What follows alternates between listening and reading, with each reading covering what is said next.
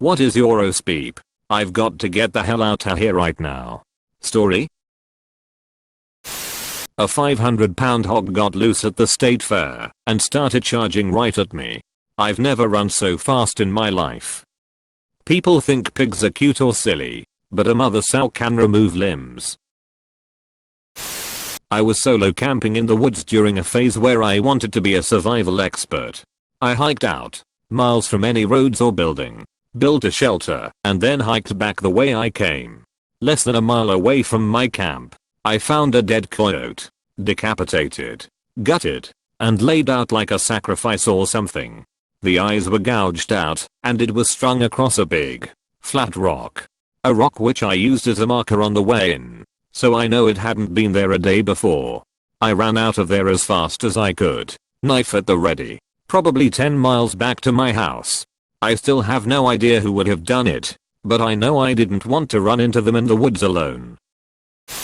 After I graduated from college, I finally landed an interview with a guy who was starting his own company. The economy was peepty, and I so wanted a job. I went in for an interview and quickly noticed that he double locked the door behind me. It was a small office in a strip mall. I immediately started to panic and then realized that no one else was there. He had me sit down and took questions into the interview. He tried to put his hand up my skirt. I was wearing a business skirt suit. I got up and ran, and thankfully was able to open the locks and get the hell out of there. My mom accompanied me to every interview after that for a while.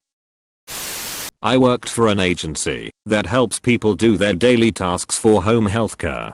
I had a man whose insurance prohibited personal care like a shower. He was very upset during my visit when I declined his request for bathing. I felt bad at first, but soon the man became very angry with me.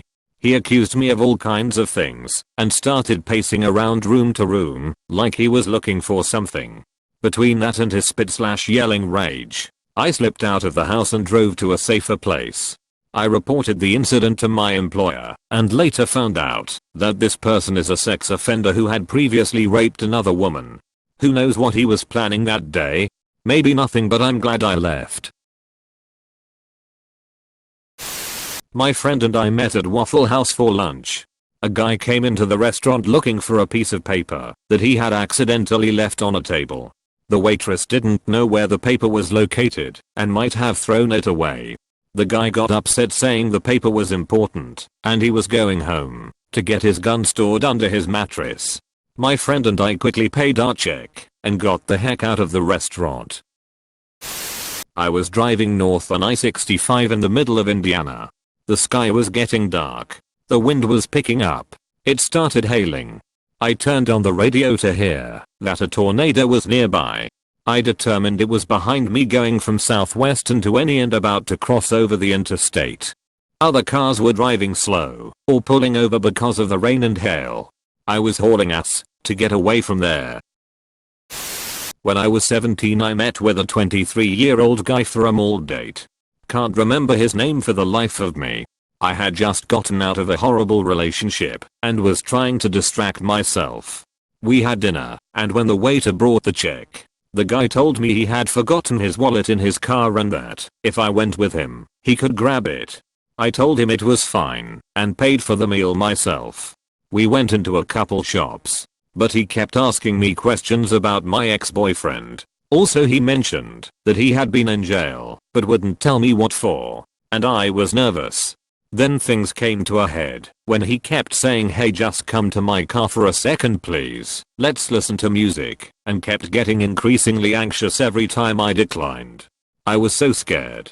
I immediately pretended to have a period emergency so I could get out of there, and luckily I had parked in a different lot than he did. I still have no idea what his intentions were, but man, that was terrifying. I was on a restaurant and they were using a propane tank to power an outdoors heater. Suddenly the tank started to catch fire, and I got out quickly because I thought it was going to explode. The staff turned the tank off and everyone laughed at me for overreacting, but damn, I got scared, lol. I was leaving for work at 5:30 am while it was still dark.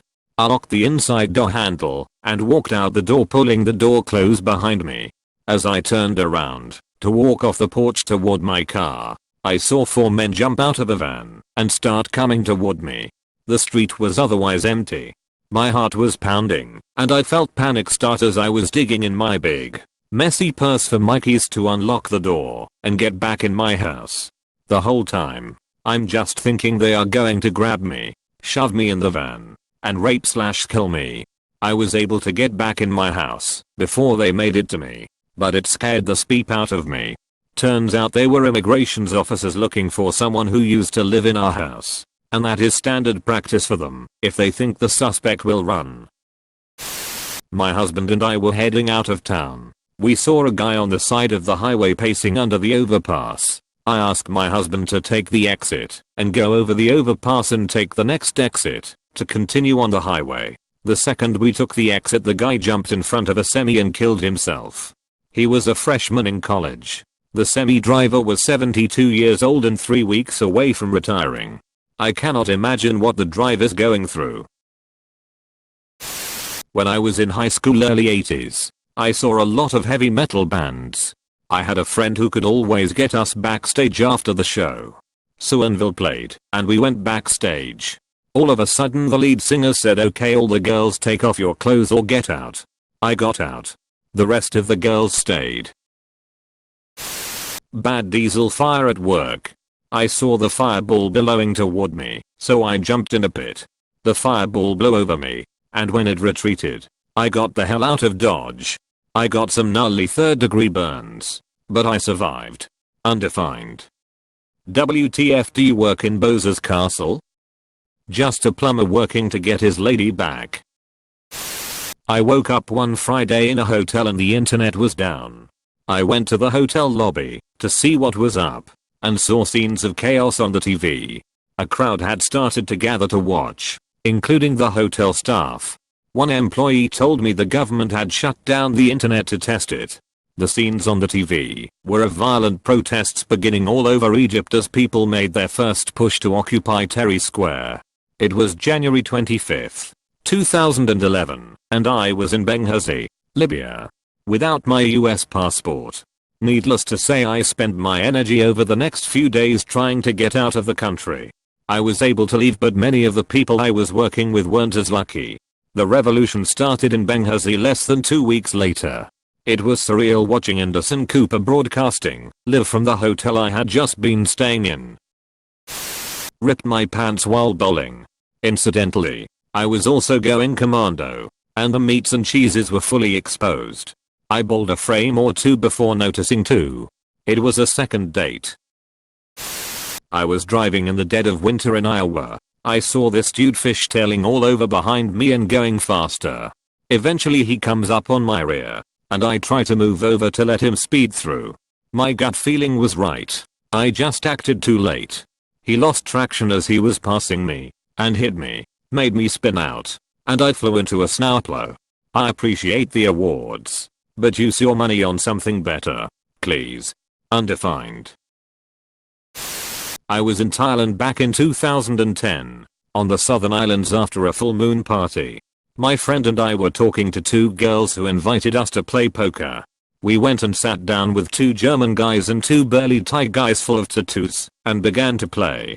They were joking, friendly, and the buy-in was 10. We lost some pots, won some pots, and overall it was a happy experience. The Thai guys beat us, and on the last hand I managed to claw my chips back to about 8. My friend was looking tired, so I gave him the nod. I thanked for the game, and I said we would cash out, and we would be on our way. The Thai guys put a machete on the table, and told us to peep off. My friend, myself and the 2 German guys noped out of that situation as fast as we could. On the way back the girls caught up with us and apologized. But it meant people, because they were clearly in on the take. Lesson learned. If pretty girls ask you to play a game, it's for nefarious reasons.